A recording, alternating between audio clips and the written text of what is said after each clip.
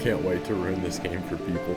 Surprisingly, we play as this fat fuck first, and as I called Naru earlier, you're a big chungo boy. Big chungo it. Regardless, Naru is fortunate enough to come across Ori and decides to abduct Ori. However, it's a very happy day in the forest, and Naru decides to take care and love Ori.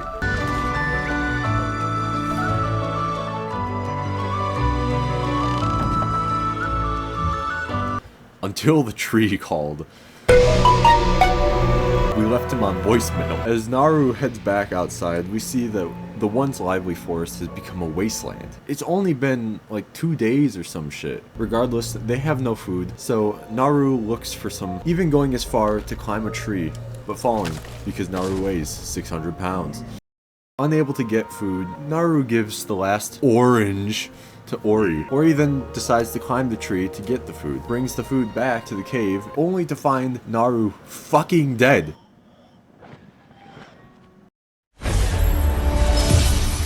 We're not even 10 minutes in. Ori, deeply saddened by this, becomes an average emo teenager and is like, life isn't worth living, and then just fucking dies. But by dying, apparently wakes up the tree or some shit and through voodoo magic gets resurrected.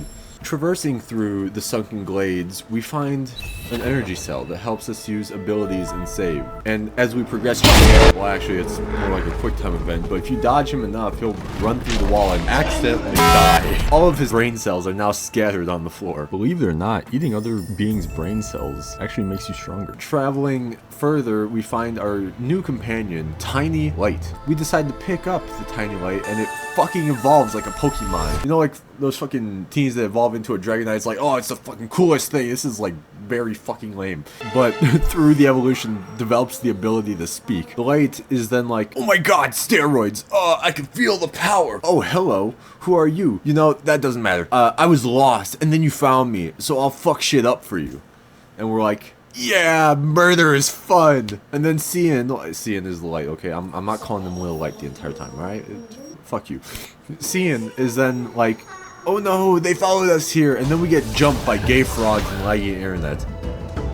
Nice, the fighting mechanic is breaking my game. We really should not have put the chemicals in the water.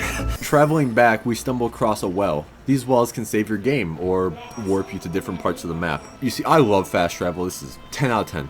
Now, our goal is to reach the spirit tree. Now, as you progress, there will be doors where you must find key fragments to open the door.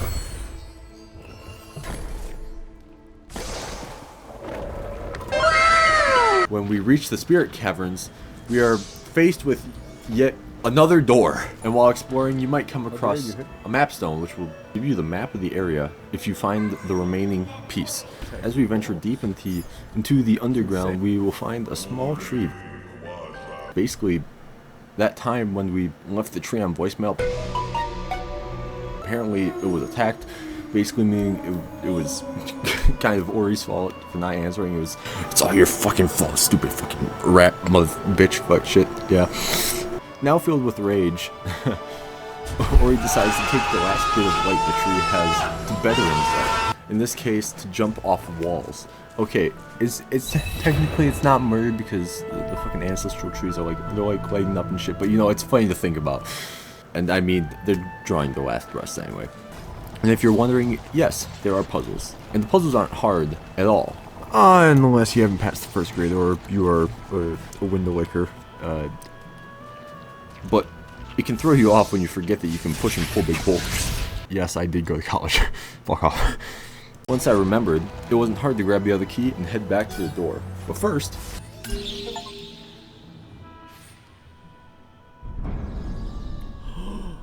fast forwarding, we are going to ascend the nice shaft. And with some struggles, we make it to the top, and the spirit tree had a stroke and was surprised to see we were still alive.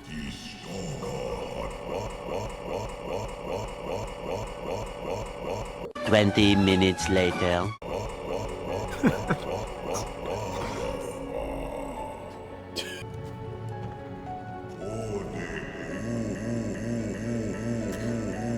Guys, can trees have aneurysms? Oh, you had a good laugh. We learned that the voodoo magic earlier was actually the tree. You know what that means. He's a witch. Hanging by the neck. But in all reality, we finally learned what happened that day. So basically, it's like the 4th of July or some shit, and Ori was called to be a part of the ceremony or something. That the huge-ass fucking bird comes and laughs maniacally, murdering everybody like it's fucking Boston, and then steals the light or something, murders that, and then drops in the middle of fucking nowhere. But then the light turned out to be Cian, so womp womp for him, I guess. And because it disrupted the balance of the elements, it's now our job to restore the 5 elements: chair, churth, schwader, schfire, and schlightning.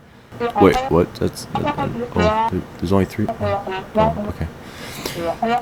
We are only restoring chair, schwader, and whatever the fucking last one was. I honestly don't really care.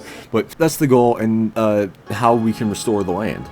First is the elemental water at the Ginzo tree, so that's the destination. And thus marks the beginning of the journey to restore the nibble. Sorry, I meant to say nibble. And as the brave warrior sent by the tree, we must not die.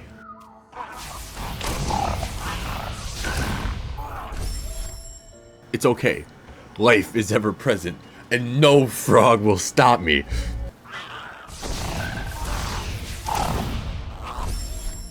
Okay, this frog may have a chance. Just kidding. Fuck you, frog. Venturing further down, we come across yet another dying tree. This one gives us the Arab ability. Arab as in Arash. Really? A bomb. You crazy motherfucker. Welcome back. I managed to get that rock up there stuck with my cum. But apparently in the forest, that's a big no-no. Therefore, I must get it down. But maybe if I go around... Oh, I see the problem now. Problem solved. Next stop, the tree. And other than some struggles,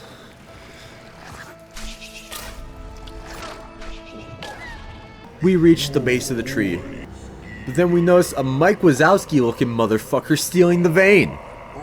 So now we have to go on a fetch quest to retrieve the water vein. So this is a big deal because the vein is the only way to get into the fucking tree. I can't exactly Falcon Punch a hole through the tree. That wouldn't end well.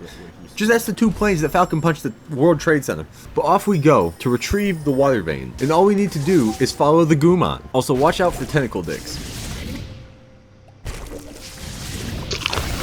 The Gumon will lead us into the Moon Grotto, which has space lasers. Do not touch the space lasers. You will be evaporated. And no, masochists, you can't just tank it. That's not how it works. Further, wouldn't you guess, we follow the Gumon. Oh look, a very obviously normal bridge. I sure hope nothing bad happens while crossing this completely normal bridge. Oh look, it's the Gumon. Is he pulling a lever? Why?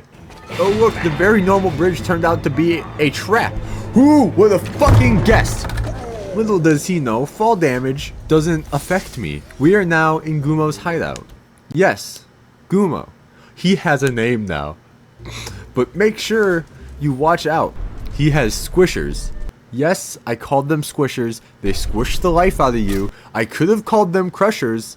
Or mechanized rocks that push and pull at a consistent rate that may cause the player possible inconvenience. But I didn't. I called them squishers. The only problem is that there is a door, which means we need to find the keys. They are in inconvenient spots. And occasionally you'll come across mini boss fights. Typically always against this fucker. Don't get me wrong, it's not that hard to dodge by itself, but with other enemies paired with forgetting to save could make them annoying. And through the door, another ancestral tree. There are a lot, by the way. Yada da da da, take the light, yada yada dee doo, gain double jump, and now we head back. And we still can't make the jump, but we can head up. And once again, we follow Gumo. So, up it is. And once again, we catch up, but this time is different. Unfortunately, Ori is vegan and doesn't like the idea of murdering Gumo where he stands, so we help Gumo, and Gumo gives us the water vein so we can get into the stupid tree. So back to the tree we go. Welcome back to the tree! Entering the tree, we see that climbing this motherfucker has a great chance of being a pain in the ass. Luckily for us, there are teleporters. The difference between this and the others is that this one is fairly simple in that all it is scaling the tree via 1-2 jumps and teleporters, and realistically climbing this tree is not that hard. Eventually the teleport rooms will become more complex but still easy. For example, this room where you must fall into other teleporters and there's spikes everywhere, or the puzzle room right after it. I forgot I could push things again. But afterwards, be prepared because you have a mini boss fight. By itself, it's not that hard, but when you pair it with the infamous lag spike, oh my. Can I not lag during a stupid fucking oh my fucking. Oh my, does it make this annoying. I don't even know why my computer was lagging, but it doesn't matter now because I beat it. Just don't forget to save afterward. Well, fuck. Higher up, we greet our old friend, Dying Tree.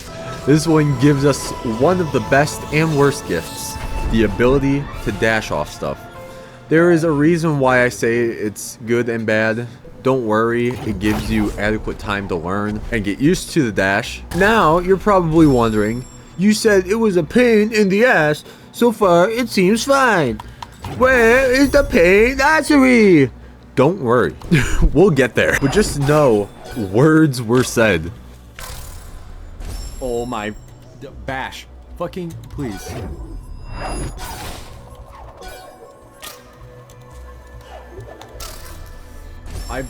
Either bash on the fucking light or I'm gonna bash your fucking brains in.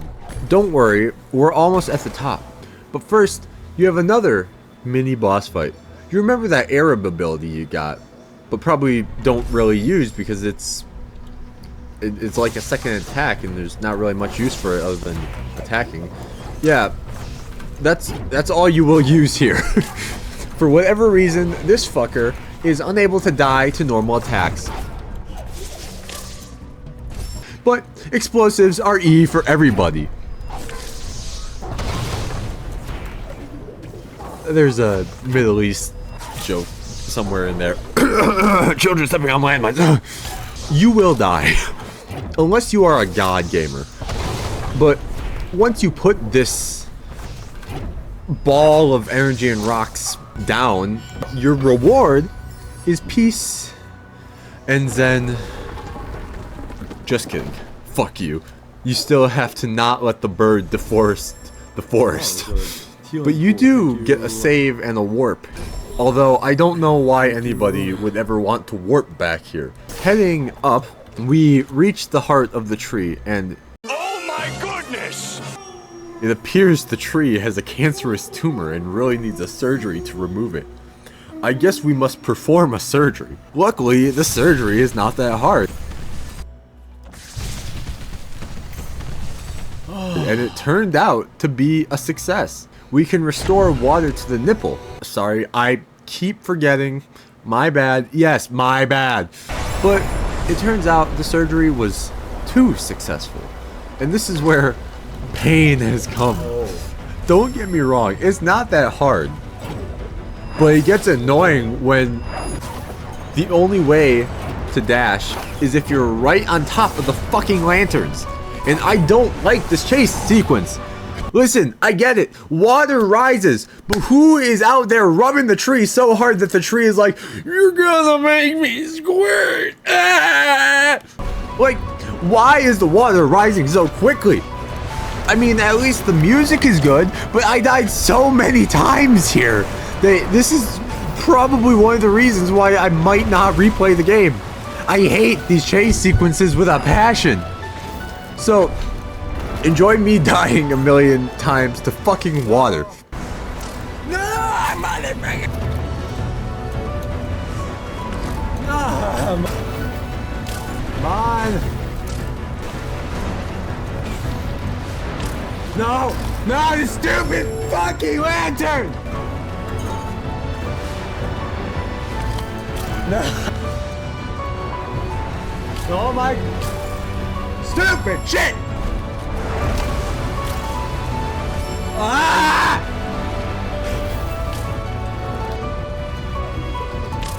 I can't... Oh my god, you can't even...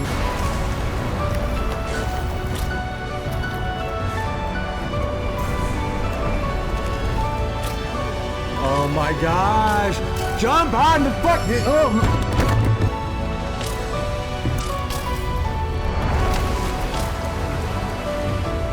No, what the fuck is wrong with you?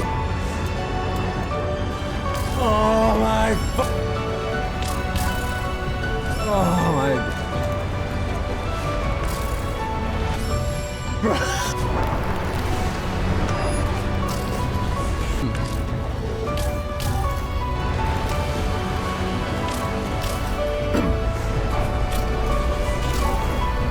Dude!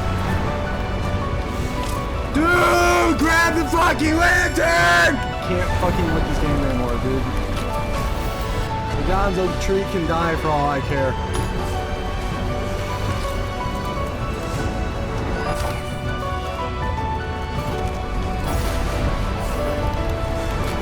No! Eventually, we do escape, and in doing so, we got an achievement. Escape a dangerous situation. Well, no shit. Who knew it would be dangerous if you throw 18 bajillion gallons of water at a rat inside a tree while the tree squirts violently? Oh.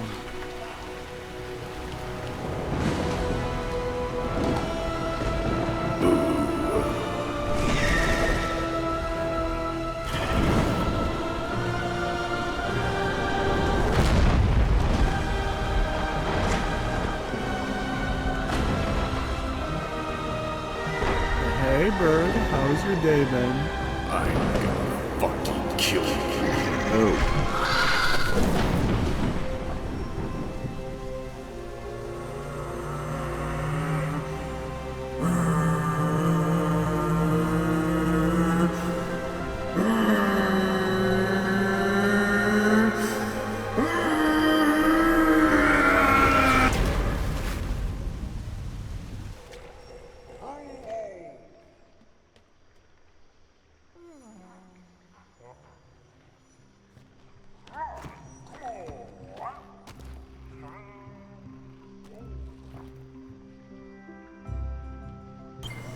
Narrowly surviving the clutches of the big bird, we come to realize that it appears the water here is made out of water, unlike that slop from earlier. We also realize the way is blocked by rocks and water. What a predicament. No worry, we can explore via swimming, until you inevitably die to the thorns. There is incentive to explore due to the door blocking our way, but before we do that, let's talk about the thorn room. Most people would see the blue rocks and realize, just use the bomb to drain the water. Well, smarty pants, I decided to be very smart and use my big brain to not do that. In fact, my time was better spent getting squished, gathering door pieces, opening the door, restoring the map, and learning a new ability. Now, the new ability is actually required to progress, so while I didn't know, I was big brain. However, this is where my brain stopped growing because I got stuck. And here's where I would like to shout out the walkthrough I watched to help me get unstuck. I don't exactly remember which one I watched, but thank you, person who made walkthrough of Ori and the Blind Forest. Without you, I would probably not have beaten the game because I would be stuck here still. And if you're wondering how long I was stuck for, it was a solid 20 minutes, but we eventually get back on track, heading back to the Fountain of Zen to teleport back to the tree, and thus we head toward the Valley of the Wind. And now it is here where the game gets a little harder, as now we also have to deal with birds that think they are World War II Japanese fighter pilots. But by using our brains and raw power, we can push forward until we come across the big hole. And luckily for us, the big blue fucking bird just so happens to also be here. And so we save our game before we decide to test fate.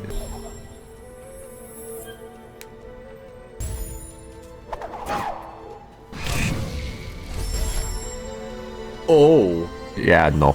We must go around up the shaft. I'm gonna break my finger. And through the spider's web. At the top, Orb Guy suggests we use the rocks to quote-unquote distract Kuro. So up to the rocks we go. And... Motherfucking bitch. by technicality, we got Kuro to leave. However, we learned that Big Brain over here doesn't know the meaning of distract. Distracting is grabbing the attention of something, not dropping 100+ pounds of rocks on their fucking head. However, I will allow an exception this time because Kuro's a fucking bitch. And because now we have a feather that we can use as a glider. Before we continue, just imagine with me for a second. In a world where dreams go to die, where suffering is inevitable, hope flickers in the distance. Shooting up heroin in the back of a Denny's parking lot. Oh yeah. That's the stuff. What the fuck are you doing back here? Get the fuck out!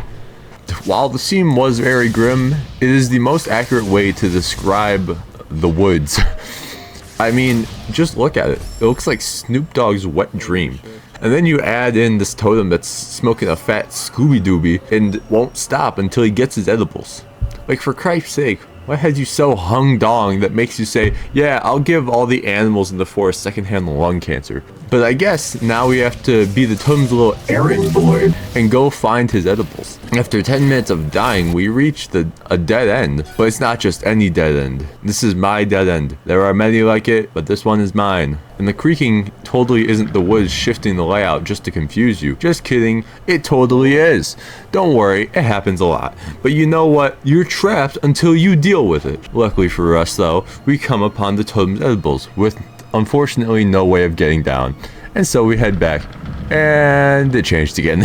I'll be back when something interesting happens. So I'm back. And I can now climb walls like Spider-Man. Also, frog fillet. But we must continue forth. Also, if you're wondering if I'm going to talk about the shroom platforms, no. However, get used to them. They are everywhere. These green lasers, however, they are problems. But in all seriousness, let's get back on track. After a bit of wandering, Thing 1 and Thing 2 will start attacking and you must annihilate them. Anything less will not be satisfactory. After you do, we unlock the door and grab the drugs. Keep in mind they are heavy, but delivery never rests. Totem-san needs his shit, and I want to leave. So onward, little rat fuck. We've got work to do. Thankfully, he is satisfied with my speedy, fast delivery. Good job, Ori-chan. You delivered me my sweet ganja. I can now weed in peace. And gives us the seal to get into the Forlorn Ruins. Now, we just have to get there. Wow. With the magic of editing, we just teleported to the entrance of the Forlorn Ruins. I totally didn't get stuck for another 10 minutes and had to use a walkthrough again. That would be silly of me. Guys, you don't understand. I fucking needed it. I was stuck. But now we can enter. Oh no! What happened? POV Texas when they get any amount of snow. What happened? So sad. Now I must wait till untie to eat properly. Waste of time. Dumb shit. Who do math now? Disappointing. Oh, anyway, we are now inside the Forlorn Ruins. And the first thing we realize is that gravity does not apply here, other than the copious amounts of dead bodies that have frozen to death, along with physics, apparently. Like, we can see the place has been iced over and is cold enough to kill. So tell me, with a straight face, how in the fuck is fire so hot that it can also kill you? And don't say lava, because it looks like fire. As we pick up the object, we get a shield. Oh yeah, like that's gonna help. Oh, but what about gravity went on vacation? And yes, it did take me a fat second to realize gravity turns back when you drop it. Now the thing to realize is that this entire area is like this, so you have to get used to it. And after a lot of trial and error, we finally reach a much needed checkpoint. We head up to collect the remaining key parts, but we can't neglect to mention once again lasers.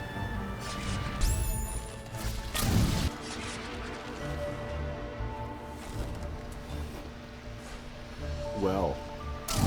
But yeah, the door is, is open now. However, we learned that Gumo has been secretly stalking us and is following us. However, it does not matter because we can restore the ruins, and now all we have to do is restore the element of wind. It would be simple, but once again, lasers. After, we can head up and restore the element of wind. But like before, it was a horrible idea because dumbfuck Gumo decides the orb holding everything together is now his, and we are in yet another fucking escape sequence. This one isn't nearly as bad as the other one, but it still sucked. And now, I will present my evidence as to why this one sucked. As you can clearly see, shit is not holding together. And while there isn't really a time limit, everybody knows that huge falling boulders are stupid, and the entirety of this is a bait, so things will just fall unexpectedly. The flying is more fun than the bouncing, but in conclusion, fuck you, fuck this game, fuck these sequences, they are stupid, thank you, we fucking out. And by out, I clearly mean we are now in Kuro's nest, which is stupid. Why? But now, we get some clarity. Kuro was just minding her business until the tree activated the little boy, which absolutely decimated the children. And now Kuro is basically acting on hate because her children fucking died. And honestly, the hate is unjustified. Those kids probably deserve to die. If they couldn't handle a little bit of light, you know, they weren't gonna make it anyway. But now we have to deal with a very pissed off mother bird. However, it's easy as it's just hide and seek. I mean, we know one person that lost hide and seek, but that's besides the point. Avoid Kuro for long enough and you'll make it out in one piece. Oh my god, he said the thing, he said one. There is no turning back now. We pissed Kuro off too much, and we are so close to restoring the nipple. Gosh, I gotta stop saying that. Also, have I mentioned I'm dumb? I forgot I can fly now, but regardless, we must go to the highest part of the map. But with our flying device, we can take the stream at the hole up to the top, and eventually we'll make it to Sorrow Pass. And wouldn't you guess, there will be a door. But we see the way is blocked, and we must find a way around.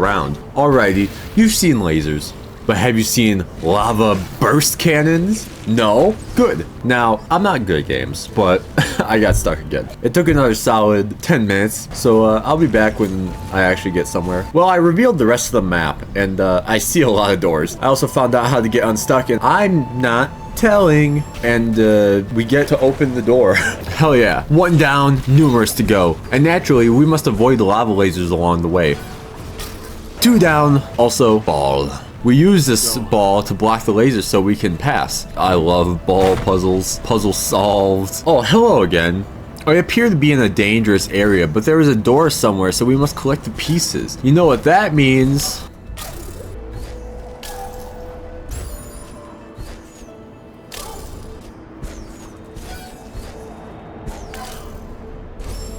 Why does this have to be so fucking annoying? Okay, first of all, no.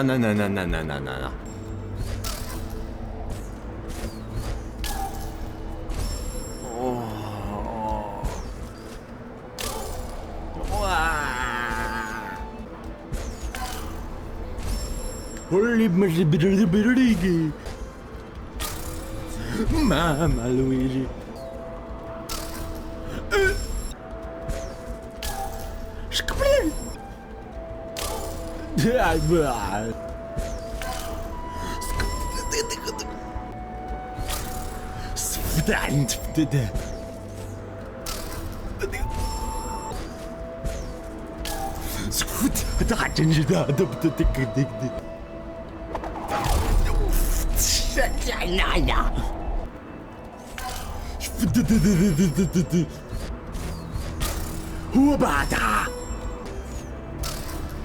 Feeble-minded.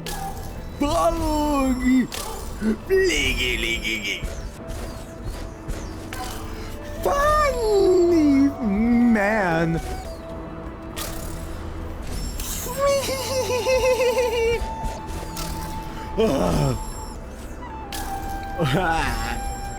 Come on. Stop it.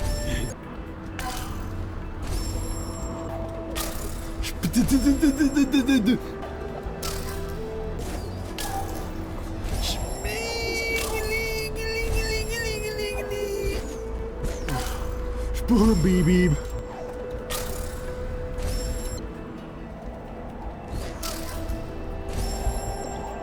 I'm gonna break my fingers.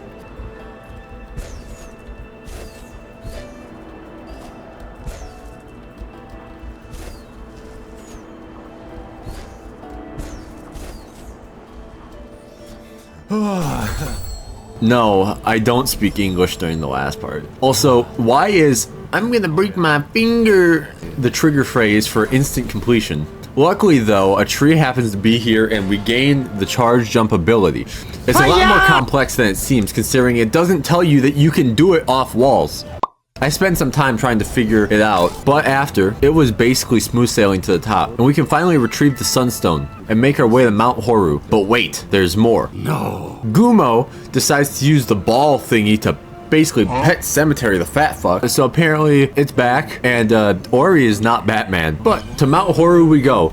Yeah, so it turns out there wasn't really anything interesting on the way here other than some lava and some laser dudes. But now we're here and we can finally get this over with. Basically, an idiot speaking, we have to solve puzzles to drain the lava so we can solve more puzzles to drain more lava. So quick cuts of me draining lava. Oh, by the way, you have to start at the top. I also won't tell you about the lava sequence. I mean, what?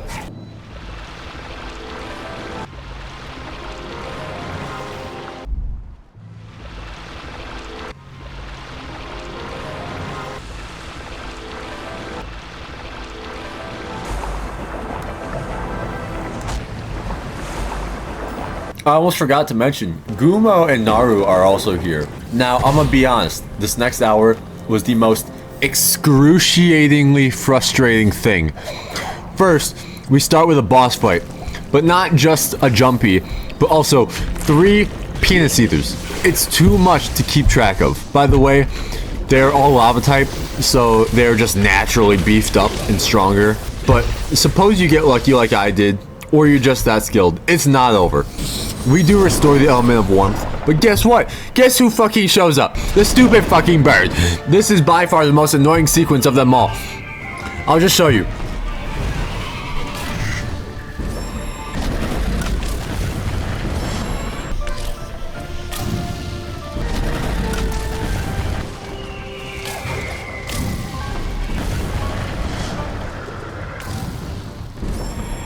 Holy shit. Stop hitting me with molly rocks.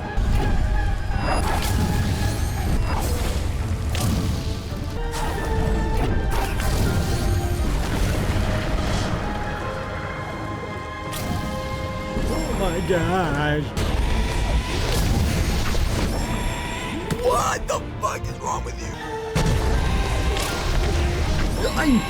Motherfucker.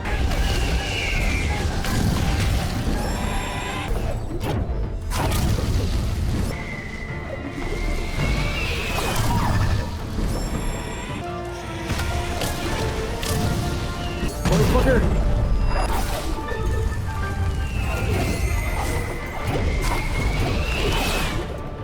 Motherfucker. What the fuck is wrong with you?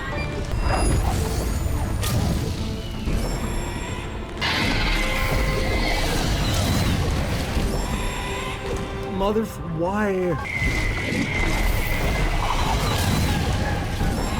Why the fuck?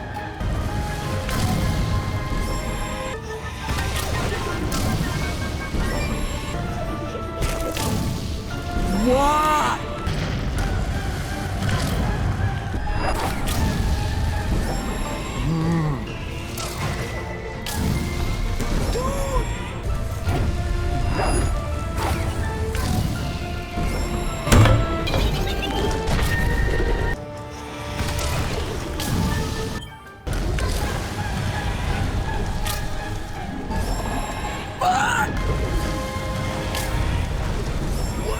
big fucking thing right there.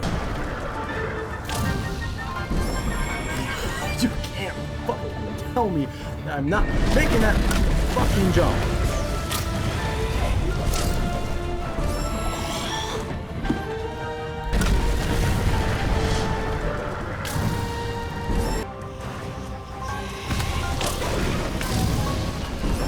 Bro.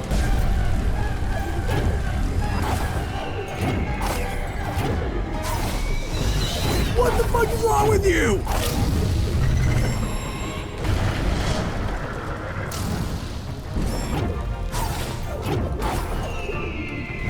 What? Oh my.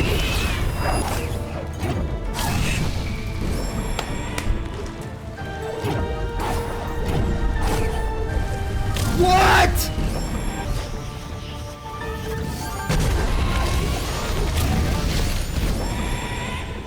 I'm going to fucking...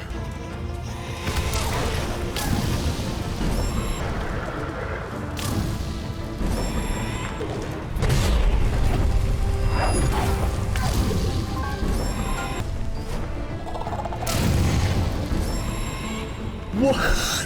Motherfucker!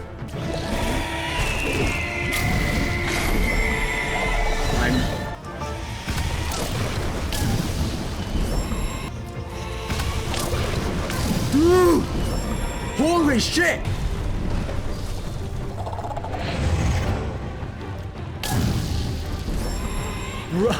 Motherfucker! But finally,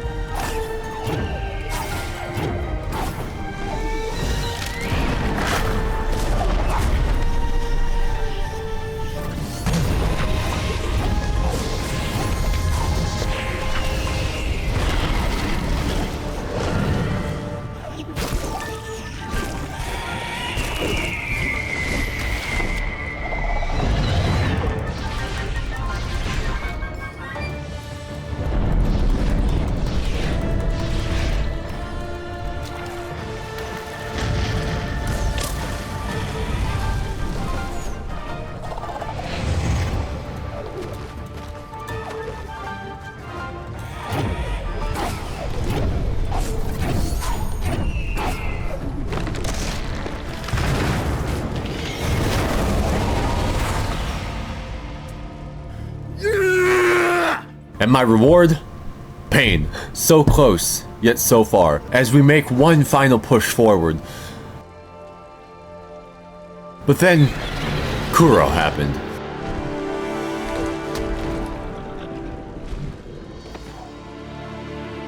As Naru comes forward,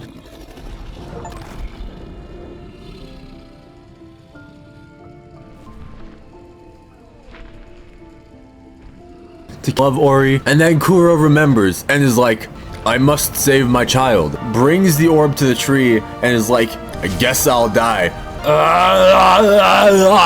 And I know it's supposed to be sad, like she sacrificed herself to save us, but like, come on, she was a bitch the entire game. I'm glad she's dead. It's better this way. But now the tree is restored and Nibble is finally restored. Yes! I finally got it right! Little light flowers grow. It's no longer grim looking. Everything is happy. We finally finished our quest. New friends were made. Certified hell yeah moment. And then the mood is ruined as it pans to an egg. Certified hell nah moment. Where's the nearest orphanage? I could get a serious chunk of change for selling this child. Yeah?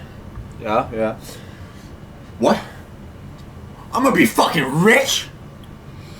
Holy shit! They said I wouldn't make it in this world. I proved them wrong. How good does it feel to be fucking right? Oh, oops, I forgot to turn off my camera.